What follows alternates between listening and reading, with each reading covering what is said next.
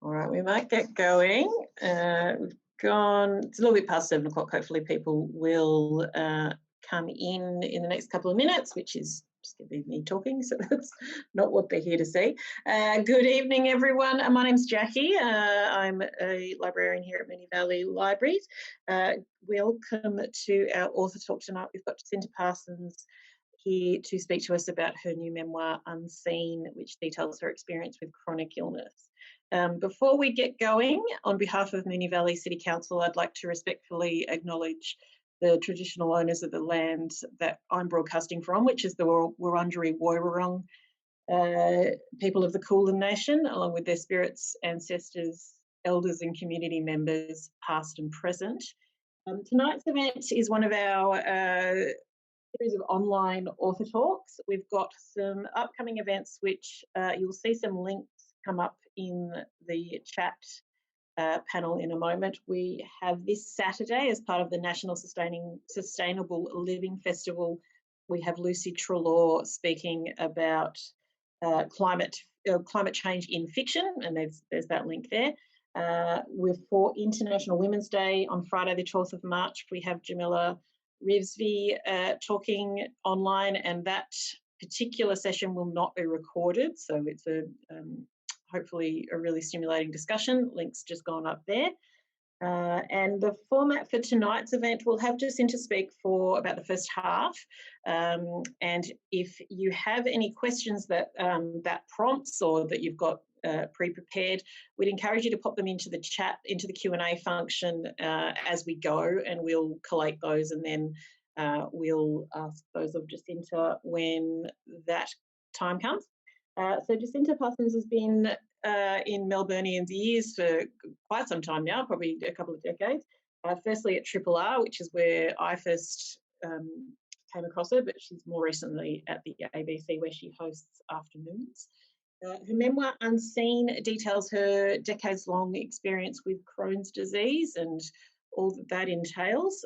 So without any further faffing around, here is Jacinta. Welcome, Jacinta. I like a little faff. You faff well. Faffing's good. You professional faff. What I'm going to do for the next small amount of time is have a little bit of faff. Hey, thank you so much to you, Jackie, and to the library for inviting me to speak this evening. And for anyone that is joining us, it's so grateful for you to come and hear me talk about this book, Unseen, that I wrote and released in the middle of a pandemic, which was a little bit sad. So it's actually beautiful to be able to join with some people and talk about what the book is about, because I missed that opportunity way back when it all happened. So yeah, it's really, really lovely to be here, to have an opportunity to talk to you. And if I'd love questions, if there are some, or experiences being shared, because I think what the main part of this is for me is that this is not a solitary story by any stretch of the imagination.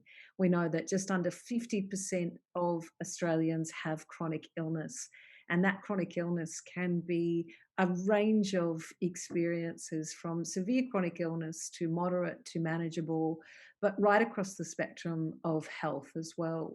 And so it is something that I didn't actually ever think I would write a book about, because I felt that even though it had been a really extensive and profound experience of illness, I didn't think that my story was in any way particular or special, or anything that would warrant it to be written down.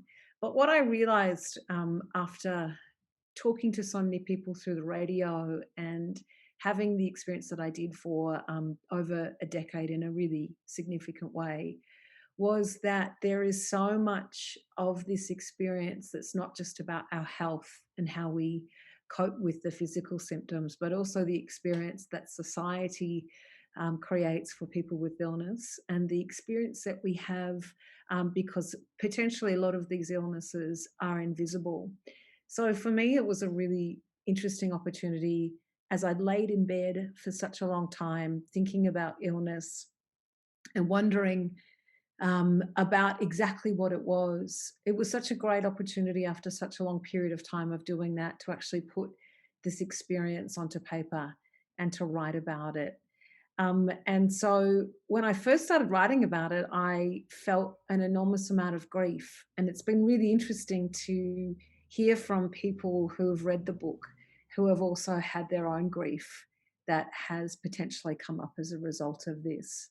Because I think one of the really interesting parts of illness that goes on for a really long time is that illness, it doesn't go away, obviously. It goes through many, many facets of his experience. And the thing is that we deal with it as we go. We don't find necessarily ways to process it because the experience is often ongoing and there isn't a break. I think what's been interesting is to think about this illness as never having an opportunity to have an end of experience party, or to have a moment where you say, I've gotten over this. This is all done. Well done. How brave and how wonderful it was to have faced the challenge as we may have done with illness. With chronic illness, because it never goes away, there is never a moment when you can actually stop and gather yourself and celebrate some of the incredible wins that having illness is all about. So it took me a little while to think that there was a story to be told, but I really wanted to tell the grander, larger story of illness through my own. And what has been resounding as well is that there is a grander, larger story about illness to be told. I think chronic illness is the first part of that understanding.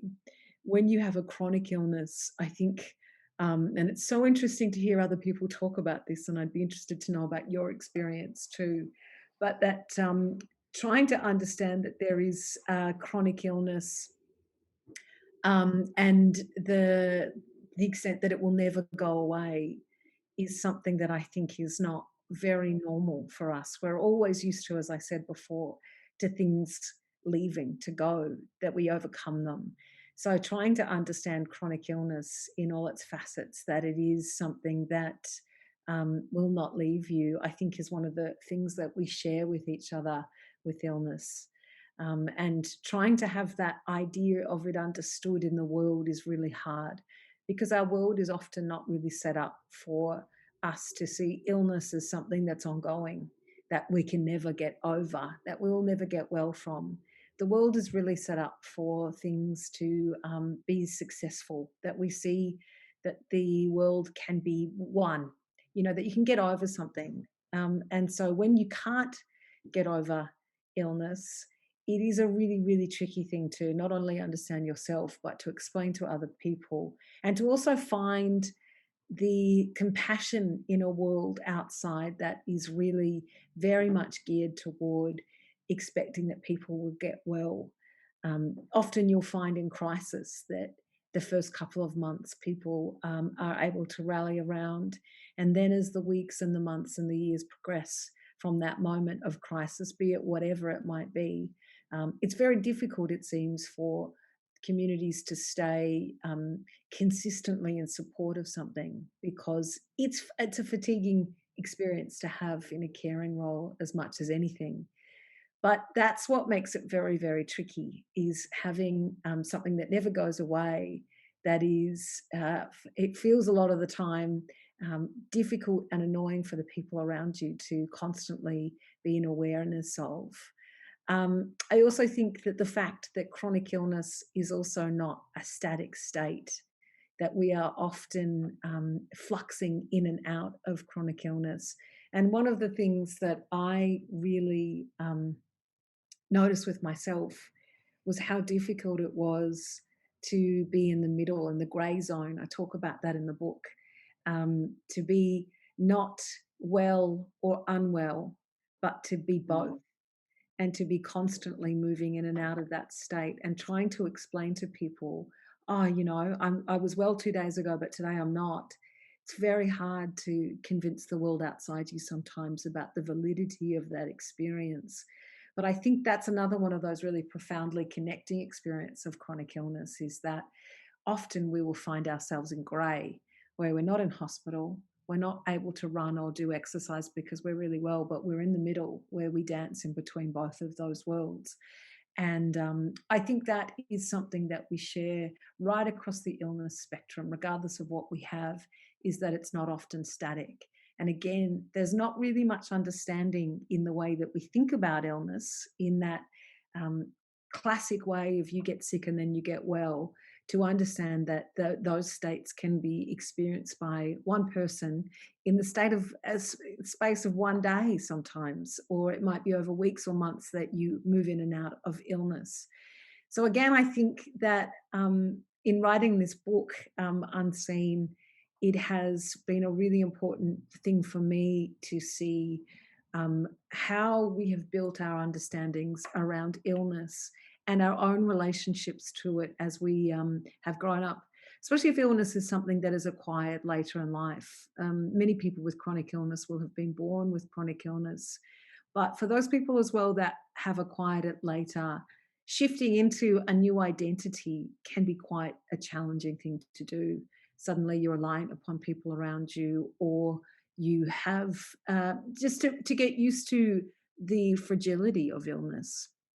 Understanding mortality is something, I can talk about a little bit later if we have the stomach for it or the interest in it. But I think it is a really big part of the experience, is recognizing ourselves as fragile, is a really big part of it. I think the reason that I called the book Unseen, as I flip it up again, there I am, is because of, again, that really unifying experience of being unseen, not having an illness that we can show. And I think that has benefits as much as it has absolute challenges. Not being able to show that you're ill. And often, a lot of the time when I was really sick and had lost, 20 kilos and was barely here, people would say, "Oh, you look good," because potentially I'd lost weight, or, for whatever reason. And so it's a really hard thing to prove yourself. And often it'll be another resoundingly common experience, is having to prove who you are, and that your illness is real. And we encounter that issue around proof when our illnesses are invisible from the moment we acquire them. I think we have to prove to the medical world what is wrong. If we can't find tests to do it immediately, we will find ourselves having to prove.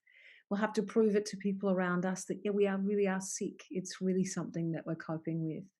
And I think that can be, if it's not apparent and there are questions around illness before diagnosis is made, can be such a isolating and hard time, because that essence of not really having proof to who you are and how you feel is really hard. It takes away your autonomy and your power and your strength and your sense of who you are. And I think that can be such a devastating time. But I think the invisibility and the complexities that presents are forever in a lot of ways, because often we have to code and behave as if we are well, even when we're not.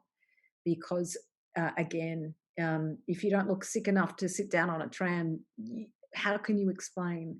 If you don't look sick enough when you tell people at work that you can't work, again, it's a really hard thing. And that constant need to explain your situation is tremendously, it makes us vulnerable in lots of ways, in that we are left again to describe ourselves rather than just be ourselves, then be accepted.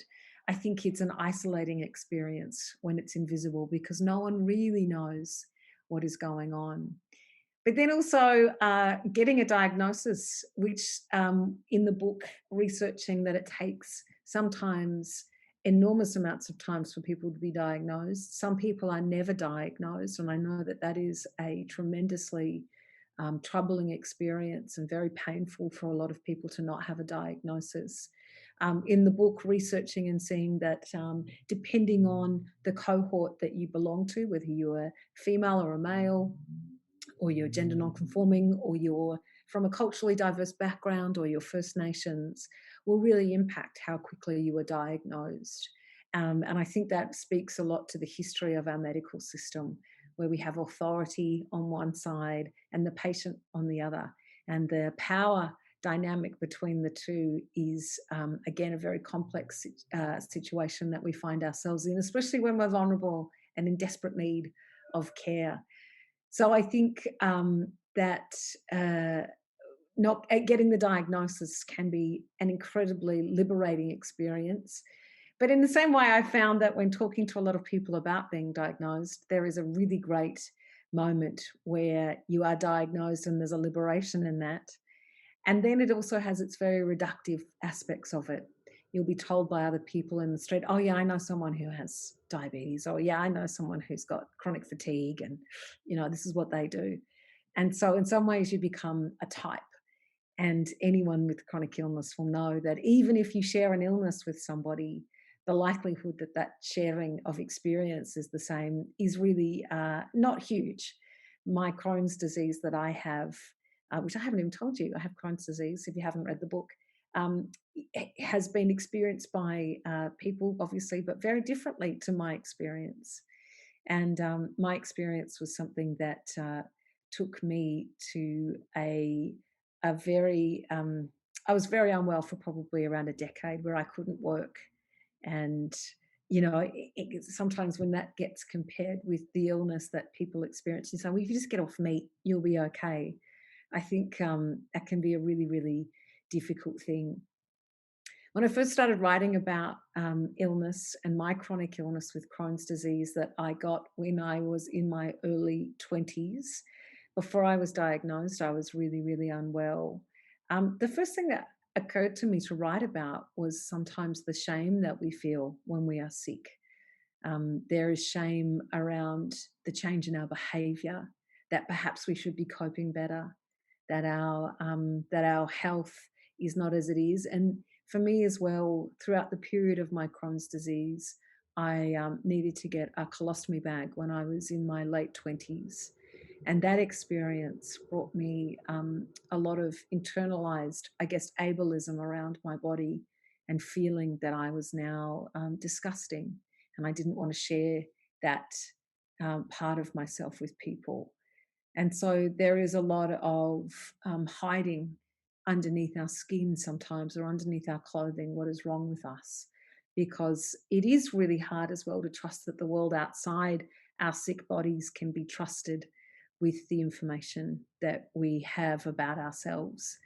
A lot of the time, if we're not met with that compassion in the world, which again is really tricky to find a lot of the time for the long period that we have illness, it's sometimes easier for us not to share it at all. And again, this is why I think I really wanted to write this book, and why we're seeing a lot more books and stories around illness at the moment, is because I think finally chronic illness and invisible chronic illness, especially as far as I'm concerned, is finding a way to get a voice around the experiences that we've had, even an understanding that we are able to have the feelings that we've had around illness, the fear that we have around the stability of our work. For myself, I wasn't able to work for probably properly around 10 years. And hearing today around job seeker, a lot of the conversations around job seeker, but of course disability support pension as well, and the amount of money that you are required to live on when you're vulnerable in our community, can be a really, really shocking and frightening part of illness. It's not everybody's experience, and illness, again, is such a nuanced and private experience. But for me, it was profoundly changing of my entire life. I became sick before I had children. And one of the stories that I tell in this book is around me about to go in for an operation. I had a colostomy bag, And I was vacuuming, can't believe I'm telling you the story. I was vacuuming my lounge room and I had this random thought. I thought, wouldn't it be terrible if you didn't know that you were pregnant and you went and had an operation and, you possibly could lose the child and you wouldn't even necessarily know because of the situation that I was in. So I went and I had a pregnancy test, randomly, didn't expect that I would be pregnant and found out that I was. But of course, things aren't simple when you're unwell. And while we had never thought that we would be able to have a child, and the arrival of our first baby was the most incredible thing ever, the fragility of that as well, knowing that you are now responsible for another human, was a really, really profoundly tricky thing to go through. Relationships, of course, are a really big part of our illness experience. We are often required to be cared for by other people. We lose our autonomy. And for me, that was a really difficult part of being unwell, was having to go through the shift in my relationships with people around me. Many people who are unwell, and in fact, many people who have reached out to me have also had family who are unwell that wanted to understand the experience more, because it's not simple to share the experience of illness unless you get an opportunity like I did to write about it, and just write a small bit about it, but to share it in some way. Because again, it is really hard to talk about the day-to-day struggle that it is to be unwell. So relationships can be a really tricky thing. And another thing that I write about in the book was how difficult it was to have a relationship with my now husband, then boyfriend, his husband of 20 years or so, because being in the receipt of care when you feel so broken and damaged can be very, very challenging to accept, when suddenly your autonomy is potentially taken away from you and you are unable to be the person that you felt you were in your life before, and you're in need of love and to be cared for. It can take away a sense of your identity, of which is a hugely massive thing that undergoes potential shifts. And I think for me, those shifts eventually became very positive ones. But I didn't write it about it, the positive shifts in this book, as much as potentially they are significant in my life, because I felt like it was really important to write a book that really explored the depth of the pain of illness, not because it needs to be complained about, but because it needs to be honoured, I think. I think a lot of the time we rush to fix ourselves and to get better and to get back and to do what's right. And I think sometimes we lose the opportunity to lovingly explain what it is like to be in enormous suffering for long periods of time. And I was listening to a talk the other day about that, about the notion of suffering and how it is an important moral responsibility, I think it was said, something like that anyway, to the extent of that, that we allow people in our lives their right of suffering, to feel pain, that we shouldn't rush in and try and fix them as we often do because we find it so hard to see people in pain. But I think that's one of the things that I've learned in writing it and having lived with illness, is that you must go in your own way. You must find your own way through. You must find your own way to cope and to accept, because any imposition of that from other people around you saying, come on, you can do it, you can be better, you'll be okay, can sometimes feel like you are not being held, and that you are unable to experience the depths of what it is to have a profoundly life-altering shift in your health and your mortality, and the fear and the experience that comes with that. So I thought that was something that me recently, just feeling enormously kind of grateful for the opportunity I've had of illness, for that ability to have been in some very, very deep holes, as I'm sure a lot of people can understand as well, and to have slowly but surely found my own way out of them. And the finding of your way through into acceptance sometimes with illness, for me at least, has been one of the most profound experience of illness, and probably at the base of the book in the way that I wanted to write about it in a loving way, but certainly not to um, give advice as to how we deal with illness, or to think that there is some redemption story that we all must have when we have illness. Sometimes it just doesn't happen like that. But no underestimation of how profound an experience it can be. And I think as well with this book, sharing how important it is that we are not alone with the experiences that we have and the depths of the complexity of it, that we have a community of people, whilst they might not share our disease, perhaps they share the experience that we have in work, that we have in families, that we have trying to make our way through the health system, that have a lot of commonality that can help us feel that we are not alone in it, which I think is a really, really important and wonderful shift that we're sort of seeing at the moment with more stories, as I said, coming out like this.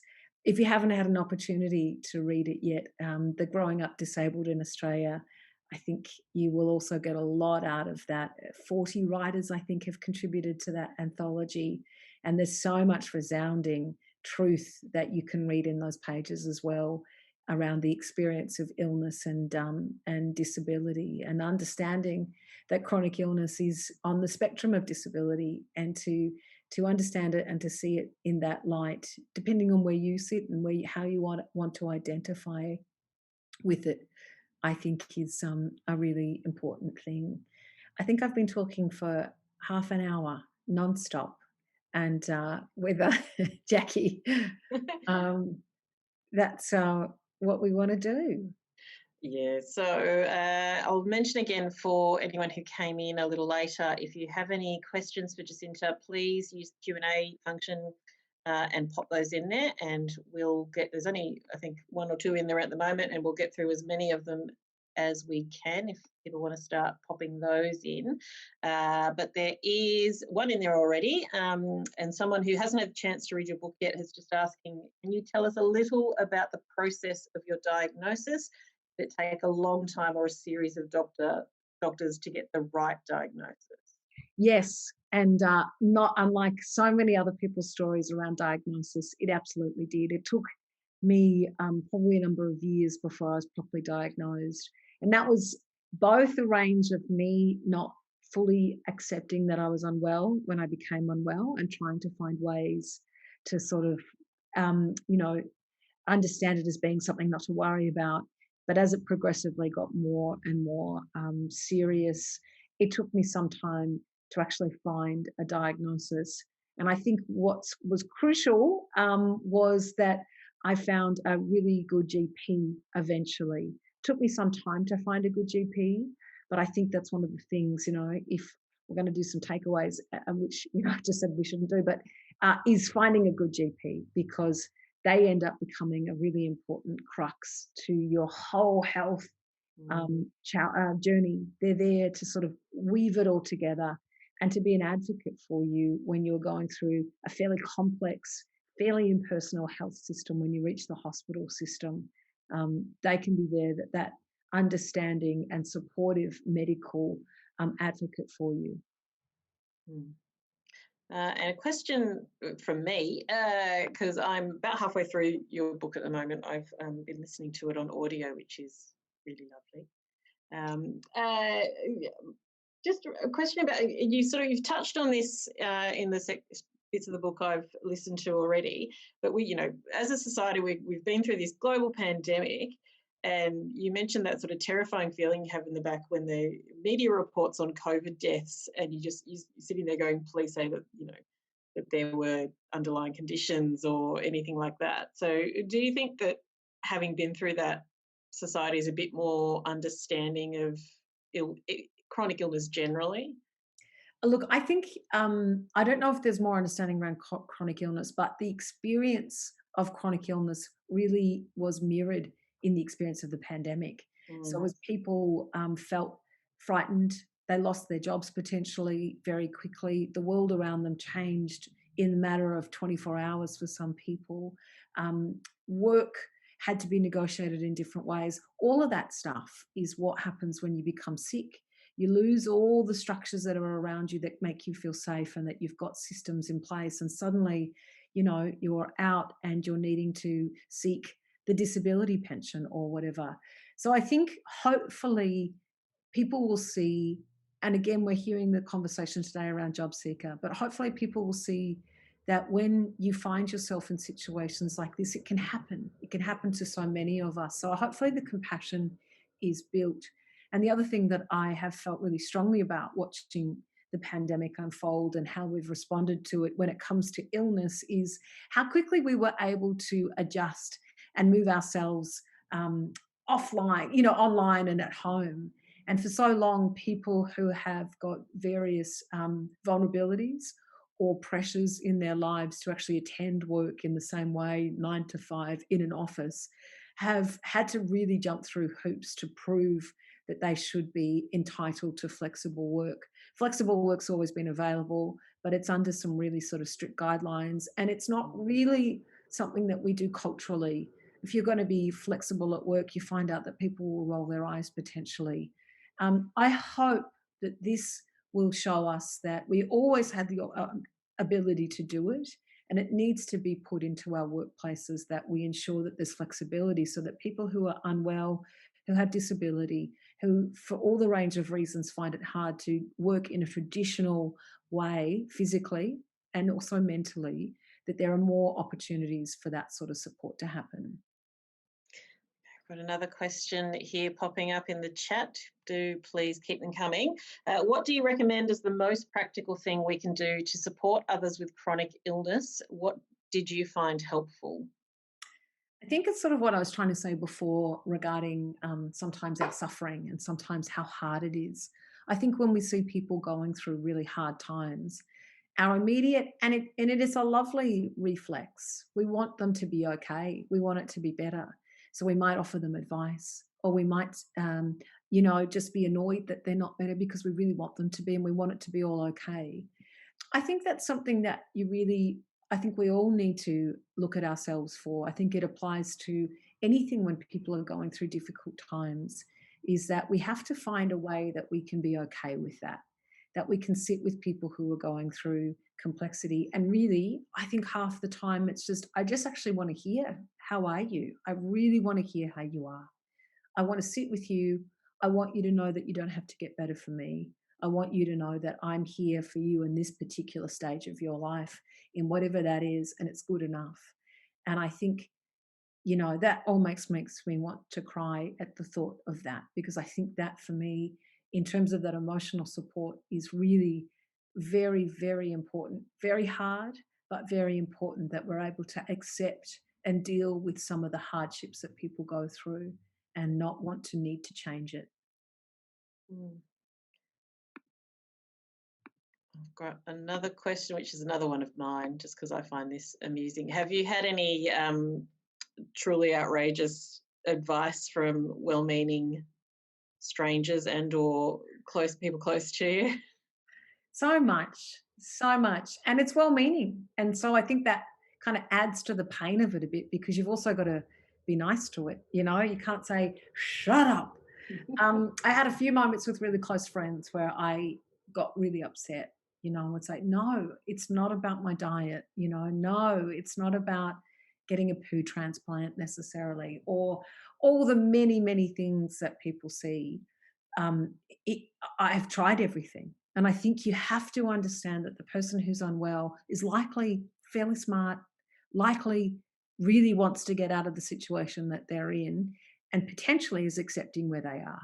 And you telling them how to do things or give advice on how to get better, can be just so isolating when you're unwell, because it just makes you feel like, trust me here. I am doing everything I can to be well, but maybe I just can't be.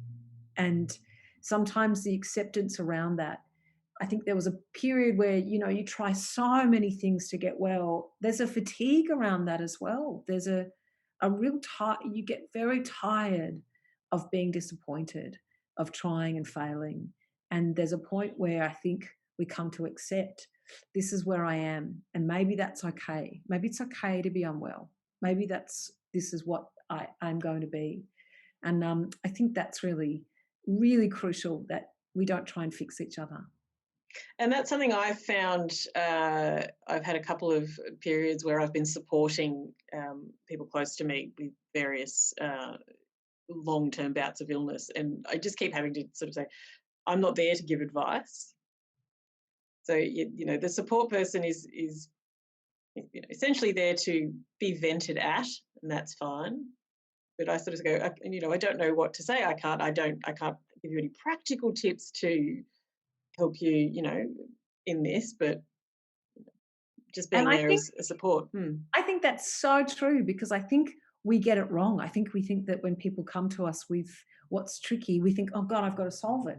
No, you do not have to. All you have to do is say, I'm really, really happy to hear it. Tell me all about it.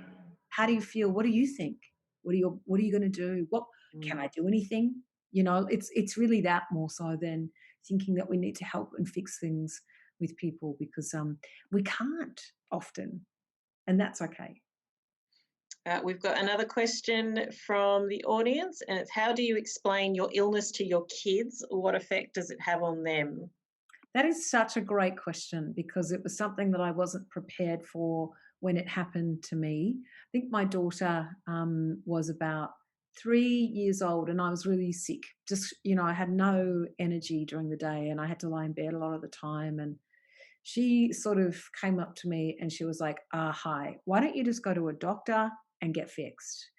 And I sort of said, look, I'm trying to. And she was really annoyed with me, because it was probably like the world treats us in some way. Get better. What are you doing? This is obviously something you should be working on.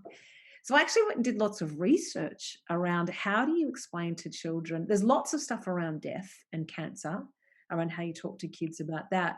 But I found it really hard to find any good information around how you talk to kids about how disappointing you are to them. Like, I'm really sorry. It must be so boring for you to have to hear that I'm sick again. So the only thing I kind of found to do at the time was to be really communicative around it. And even though she didn't come to doctor's appointments with me, I told her all about it so that she could imagine it. So I'd say, I go into this hospital and I walk up the stairs and I go and see Dr. Steve and I say this to him and he says this to me. She obviously saw me in hospital, but that doesn't really make sense, and it can be quite scary for kids too, to see parents being fragile and in the way that we look sometimes in hospital. But I think as much communication that's appropriate for them, to give them enough so they don't worry, that they get a real sense and they can imagine exactly what's happening to you and that you're okay. I found that really important. I'll ask another question. If there's no more in the queue, please pop them in as you go. So having had a chronic illness for 20 years or thereabouts, do you find it easier to deal with the inevitable setbacks, or is it, does it get wearying to when those things happen and the ups and the downs, and how do you deal with that? Yeah, I think it gets really tiring. I used to think the more operations that you would have, you'd get tougher, you'd be ready for it. But actually, the more operations I had, the more fatigued I got around it. And because I think pain accumulates potentially rather than diminishes. I think you have a level that you can handle, and then it's just really, really hard to face it all the time. And I also think the setbacks is a really interesting one, because with chronic illness, you sometimes think you've got it. I did it. I'm feeling good now. And then you will hit another massive stumbling block and be back further than you were prior to that. And that's heartbreaking, I think. I think that's part of the chronic illness thing that's really, really hard to actually, bear sometimes, because you have hope. And then sometimes you think, well, maybe I should never have hope, because hope just hurts so much.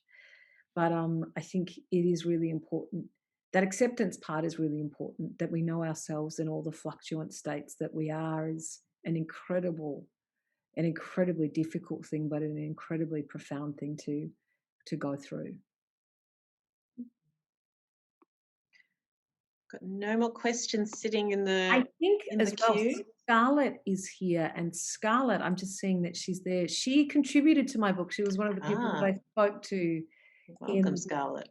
and shared some really wonderful insights into her experience with illness, which was what was really great about this book as well, was just being able to talk to a range of people with a range of experiences and how they coped. Scarlett, talking about how she coped at work, trying to explain to people what it was like for her illness and having people not totally understand that. Her diagnosis was really tricky as well, finding someone to believe her, which is a frighteningly resounding story around diagnosis, especially with women, is believing us when we come and say that we're unwell. I think the hysterical woman is still part of the kind of unconscious when we approach the medical world, and slowly changing. We're talking more about it. We're talking more about endometriosis and things like that. So that changes the way we think about things. But yeah, it's still a really tough experience.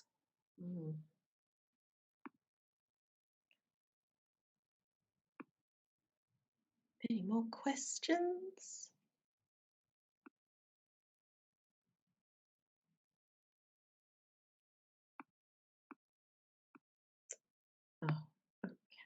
Any more other branches that you'd like to sort of jump off on, Jacinta? There's so many.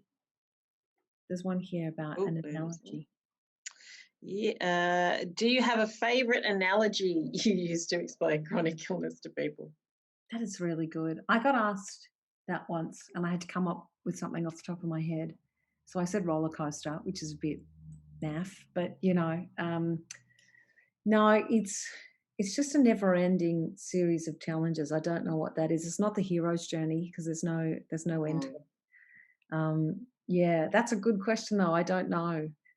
I think I need to find one to help out with it, because it is sort of trying to explain to people outside of your body what's happening can be one of the hardest things as to do with illness is the world around us rather than the experience we're having. Where do you sit on the term? It's often used for cancer patients, but the sort of the battle. I know people who have really strong opinions on either direction of that, but do you have a stance on that? Yeah, I remember the word suffering, sorry, and I've used that in a different way tonight, but, she's suffering from an illness, ... she's suffering.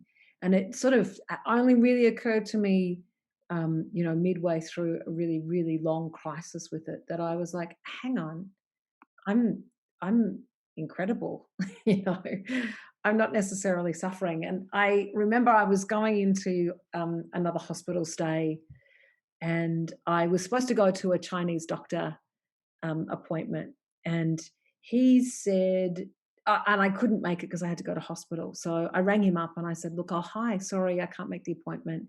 I have to go to hospital. And he said, you don't sound very sick. And I said to him, I was like so shocked. And I said, well, I don't have to act sick to be sick.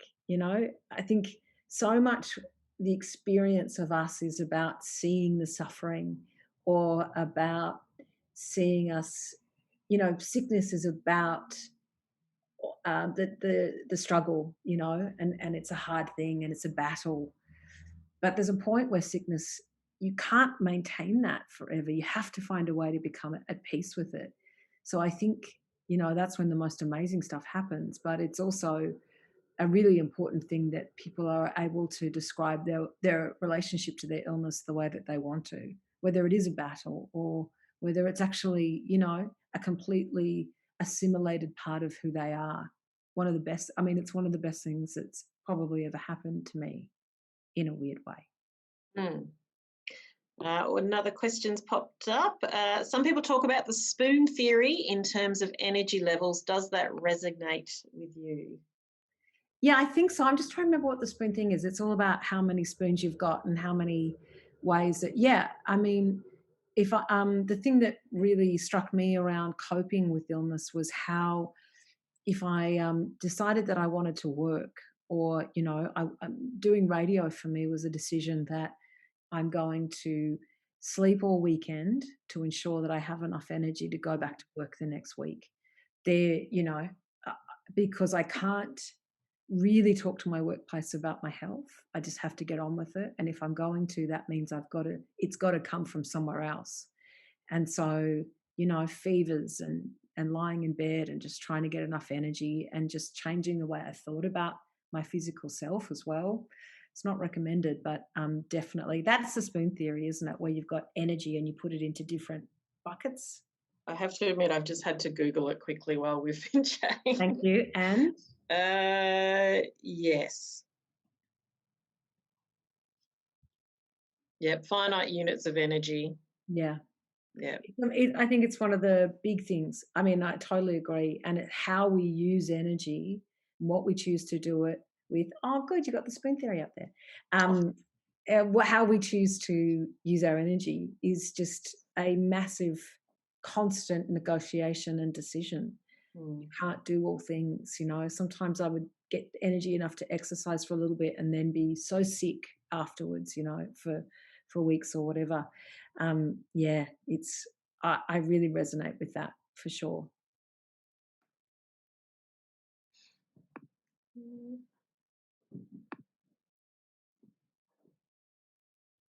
I'll ask another question. Do you ever wish that there was a cure, or having spent so long with an illness that maybe or maybe doesn't become part of your identity, and while wanting to be well,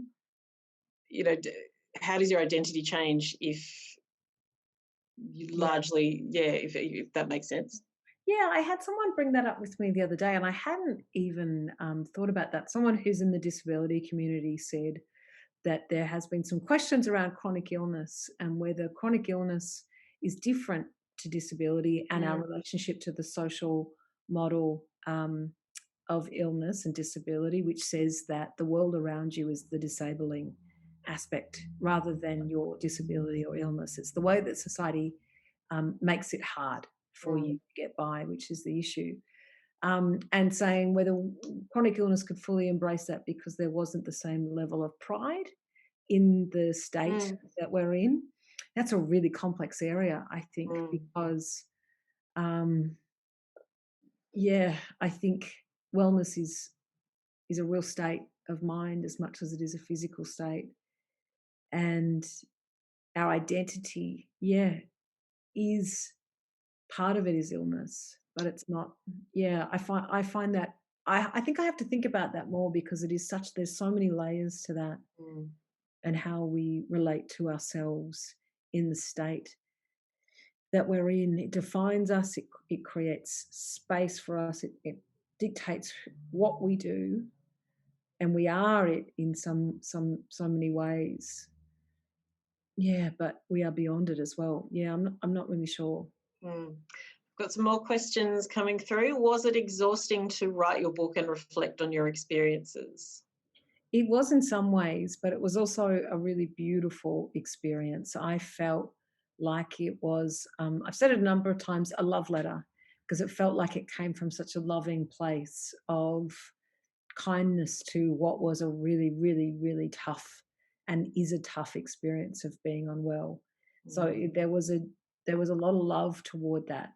And, I probably could have called it I was angry. I am angry because nearly every page is about how angry I was.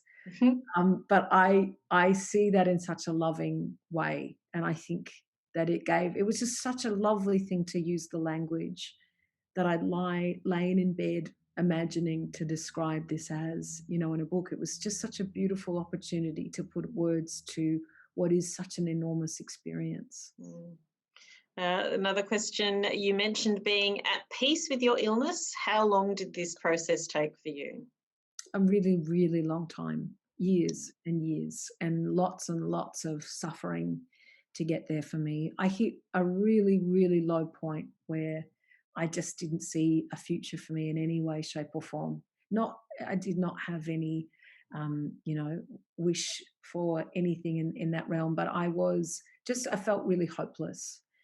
And I kind of got to a point where I knew I had to make a decision. And the decision was so clear for me. It's either I continue this journey of suffering and pain and anger, or I have to make a different choice about it. And that's how it came to me. And it was, obviously a very long process after that, but it was the process of starting to accept that nobody would really comfort me sufficiently in this. I wasn't going to be saved. Nothing was going to change. I had to accept it to move on. And people come at that faster than I do, or sometimes take longer, and sometimes don't. And that's their absolute right not to have an acceptance with it. But for me, it has been such an enormous part of who I am from that moment on, having had this experience and found a way to incorporate it into who I am. We've got a few more minutes, so if you've been sitting on any questions, please do jump in. But we've got more of a comment. You manage the early morning radio show so well with empathy. Thank you. Not many people agree with you. But yeah, I think if you have illness, I mean, we all find our empathy in all sorts of ways. But for me, yeah, illness has given me such an insight into, living in poverty and being sick, and all the vulnerabilities that you experience as a human.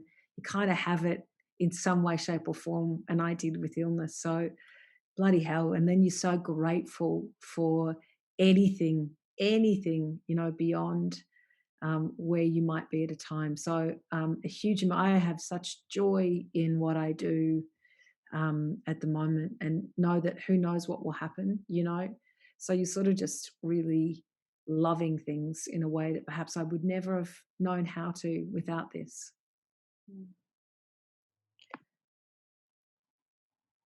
Has having an illness inspired you to maybe appreciate good things in your life, or take chances that you might not have otherwise taken? It changed everything. So when I got sick, and I just remember a time where I wasn't able to walk, I was in bed for a long time, I was in hospital, and I was looking out the window and I saw some people in a park, and they were just walking through, and I thought, far out, how nice is it to just be able to walk? And I thought, I promise myself, when I can, I will never take it for granted again. And of course you do. But it really was very profound for me to realize that it's all a bit of a game, like how we see the world, how we think about it, how much we like it or don't is really a part of how you have to make conscious decisions with it. And so it definitely gave me a lot more courage than I ever had in my life, because I faced so much through it. And I just realized, when you hit the bottom, you sort of go, okay, well, I know where the bottom is. Not super frightened of it because I've done it. So it kind of gives you an opportunity to take chances that I probably never would have taken. I wouldn't be doing what I'm doing now at all without the experience that I went through. Any last chance, last ditch questions? Please throw them in. Left field curveballs. Throw a curveball round the corner.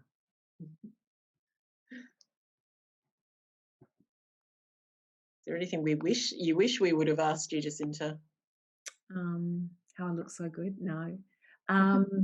No, it's just such a beautiful experience. I feel so lucky to be able to talk about it. So I really appreciate that opportunity so deeply. So thank you. And thank you for the questions. Right. I'll ask a very last technical question, because as I said, I'm listening to your audiobook. How was that experience recording your own audiobook?